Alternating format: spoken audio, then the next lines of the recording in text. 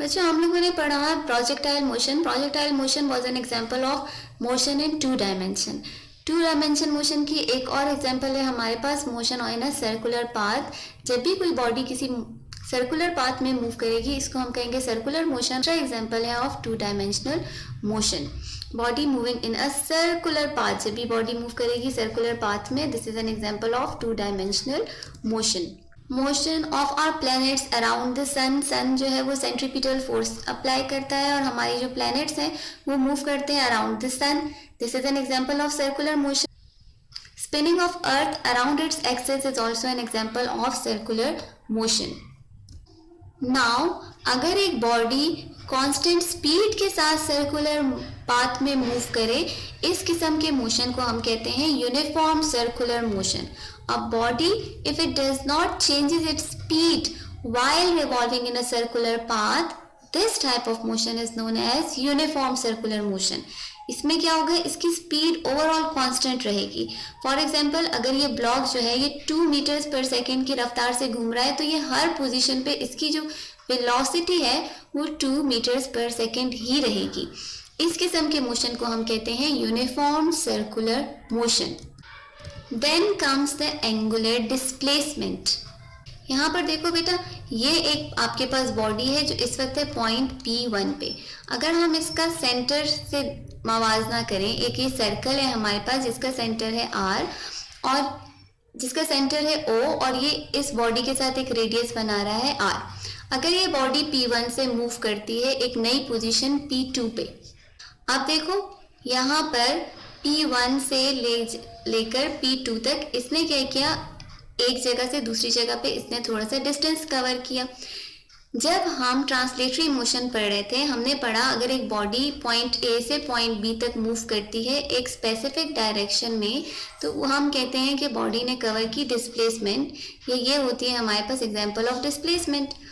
अब जब एक बॉडी सर्कुलर पाथ में मूव करेगी, डिस्प्लेस होती है from point P1 to P2, तो तब क्या हो रहा है कि ये सेंटर ऑफ द सर्कल के साथ एक एंगल थीटा बना रही है.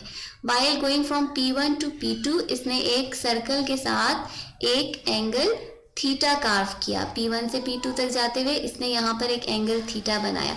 ये जो एंगल थीटा है इसको हम कहते हैं एंगुलर डिस्प्लेसमेंट.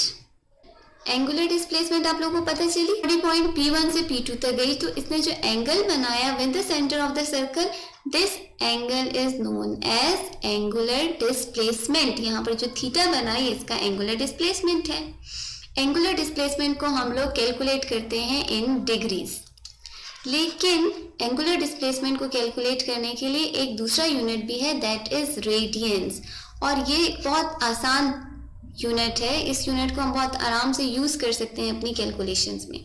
रेडियन क्या होता है बच्चों, आप देखो आपके पास एक सर्कुलर पाथ है, इस सर्कल का रेडियस है R. हम इमेजिन करते हैं कि R यहाँ पर 2 सेंटीमीटर के इक्वल है. एक पार्टिकल है P जो P1 से मूव करता है टू P2 और इसने यहाँ पर ये जो आर्क कवर किया है, ये जो डिस्टेंस कवर किया ये भी इक्वल हो गया टू 2 सेंटीमीटर. अब हुआ क्या कि यहाँ पर जो रेडियस ऑफ द सर्कल है वो एग्जैक्टली इक्वल है टू दिस आर्क जो सस्पेंड किया इस पार्टिकल ने. जब रेडियस एग्जैक्टली इक्वल हो जाए टू आर्क तब जो एंगल बनता है यहाँ पर एंगल थीटा उसको हम मेजर करते हैं इन रेडियंस. यहाँ हम कह सकते हैं कि radian is equal to S upon R. Angle theta suspended at the circle जब उसका आर्क जो है वो एग्जैक्टली इक्वल हो जाए to the radius of the circle. यहाँ हम कह सकते हैं कि S is equal to R theta. इस फॉर्मूले से हम किसी भी न्यूमेरिकल में वैल्यू ऑफ S कैलकुलेट कर सकते हैं अगर हमें थीटा पता हो.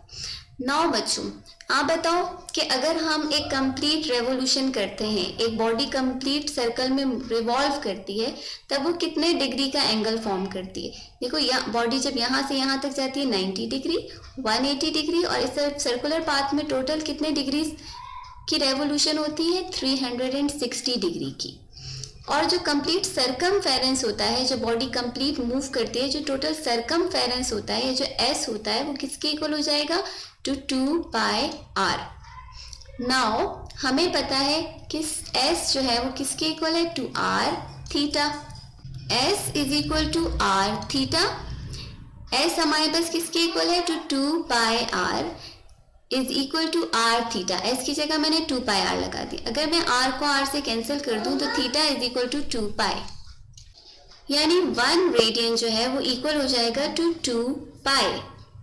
Theta is equal to 2 pi radians. ये इंटर कन्वर्शन है ऑफ डिग्रीज इनटू रेडियंस।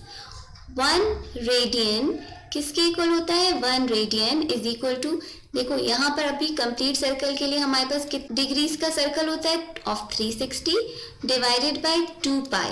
जब हम 360 को 2 पाई से डिवाइड करेंगे तो हमारे पास वैल्यू आ जाएगी 1 रेडियंस की in degrees and that is equal to 57.3 degree. So 1 radian is equal to 57.3 degree. Now if you want to convert degrees into radians, degrees को रेडियंस में कन्वर्ट करने के लिए हम क्या करेंगे, 1 डिग्री इज इक्वल टू, देखो 360 अपॉन 2 पाई था इन द फर्स्ट केस, यहाँ पर क्या होगा 2 पाई को हम डिवाइड कर देंगे बाय 360 डिग्री, तो हमारे पास डिग्रीज कन्वर्ट हो जाएंगी इनटू रेडियंस और 1 डिग्री जो होती है वो इक्वल होती है टू 0.01745 रेडियंस। ये इंटर कन्वर्शन है ऑफ डिग्रीज इनटू रेडियंस।